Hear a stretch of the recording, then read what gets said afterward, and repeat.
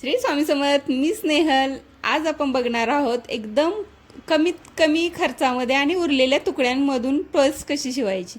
तर त्यासाठी मी कॅनव्हास आणि अस्तर हे 8 बाय 9 इंचाचं घेतलेलं आहे. आता इथे माझ्याकडे एक छानसं कापड ब्लाऊज पीसमधलं उरलेलं होतं, तर त्याचं मी 3 इंचाची रुंदी आणि लांबीला 8 इंच असं एक कापड कट करून घेतलेलं आहे. आणि मी अगदी सोप्या पद्धतीने सांगण्याचा प्रयत्न करते की आपण ते कापड कुठे ठेवल्यानंतर किती उरलेलं कापड आपल्याला कट करायचं. तर 3.5 इंचाची उंची असलेलं म्हणजेच 2 पार्ट आपल्याला याचे करायचे आहेत, 3.5 इंच बाय 8 इंचाचे. तर मी अशा पद्धतीने हे जॉईन करून घेणार आहे. आता तुमच्याकडे जर अखंडच कापड तुम्हाला एकसारखंच लावायचं असेल तरीही लावू शकता, पण थोडंसं त्यात काहीतरी युनिक असावं म्हणून मी अशा पद्धतीने त्याला जॉईन देते. थोडंसं त्यात कलरचा शेड शोधायचा आणि जॉईन करून घ्यायचं.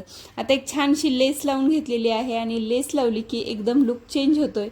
तर इथे अस्तर आणि कॅनव्हास ठेवायचं आहे. दोन्ही साईडहून फक्त आपल्याला टिप देऊन घ्यायचे आहेत आणि पलटी करून घ्यायचं आहे.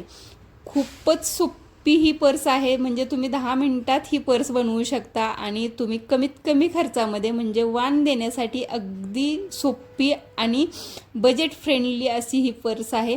तर मी चेन लावून घेतलेली आहे आणि आता रनर घालून घेऊया. अगदी सिंपल आहे. रनर डबल घालून घ्यायचा. चेनच्या दोन्ही साईडहून एक टिप देऊन घ्यायची आहे, म्हणजे चेन ओपन होत नाही. आणि पलटी करून दोन्ही साईडहून टिप देऊन घ्यायची. आपली ही पर्स आहे ही रेडी झालेली आहे. तुम्हाला कशी वाटली हे प्लीज मला कमेंट करून नक्की सांगा आणि नक्की ट्राय करून बघा, तुम्हाला सुद्धा उपयोगी